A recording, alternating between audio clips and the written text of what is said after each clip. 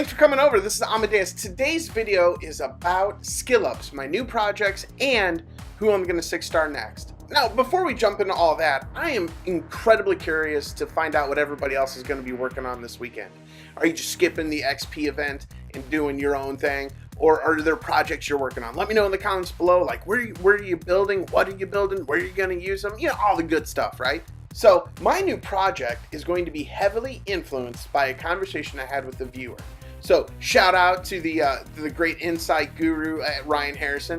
He brought up a bunch of good points, and one that really made me think about how to look at my next 6-star was how important skill ups are for a unit to be end game ready. So if you think about it, when you look at a 6-star, the next one you're going to make, whether it's a Nat 5, a Nat 4, or a Nat 3, we should take into consideration how long before that champion is going to be 100% maxed out, skilled up, and ready to rock worlds. Now, I'll be honest with you, some Nat 5s may never ever be max skilled in my box right now. Like, I have champions that are Nat 5s, 6-starred in my box right now. I probably will never skill up. And really that's because I don't have the fodder to skill them up, and I have units that I want to use tutor puffs on instead of them, right? So these skill ups are just that important, right? Because we're talking about leaving a Nat 5 unfulfilled. So there's definitely some issues there, right? Now, when it comes to Nat 4s and Nat 3s, it becomes easier, but not always 100% easier, right? So if you think about Nat 4s, it's easier if they have a Nat 3 component in their family that's easy to summon. For instance, I'm thinking about the magical girls, right? But the Tiki warriors would also count. But if you look at Nat 4s that don't have that, like the nature ladies, scions, etc., it really becomes hard to invest in them with skill ups with other Nat 4s. And if you don't believe me, let's just do an experiment real quick. Here's Dr. Soma, quite possibly one of my favorite light dark Nat 4s. Pandemonium, his last skill, is absolutely amazing. I love this champion. I've done a ton of videos on him. He's so cool. However, if I really want to maximize his play, I have to sacrifice those 4-stars to him. And I haven't done it so far because it's a little gut-wrenching. But after that conversation, I realized, like, I'm really putting him on a bench and limiting how good he's going to be. He has to be max skilled.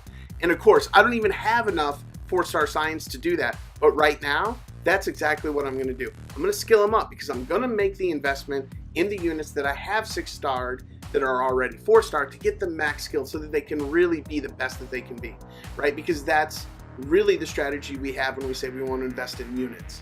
Now, that is also the reason that I will not be building a Nat 4 that doesn't have Nat 3s as fodder. Because when I come out of this weekend, I want to have a unit that's going to be amazing, that's going to be skilled up, and is going to be able to contribute at the highest possible level come Monday.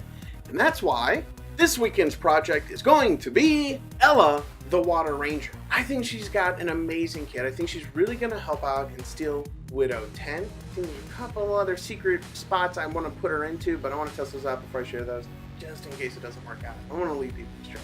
But I mean, look at that. If I get her max skilled, her next skill up is going to get plus 20% damage.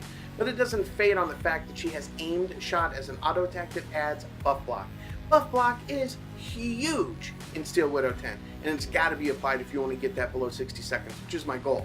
I want to use her to actually get me below that 60 seconds. I think Split Arrow will really help when it comes to the waves, and then of course Dodge is going to give us the immunity so that we can start ignoring the fact that ongoing damage sucks.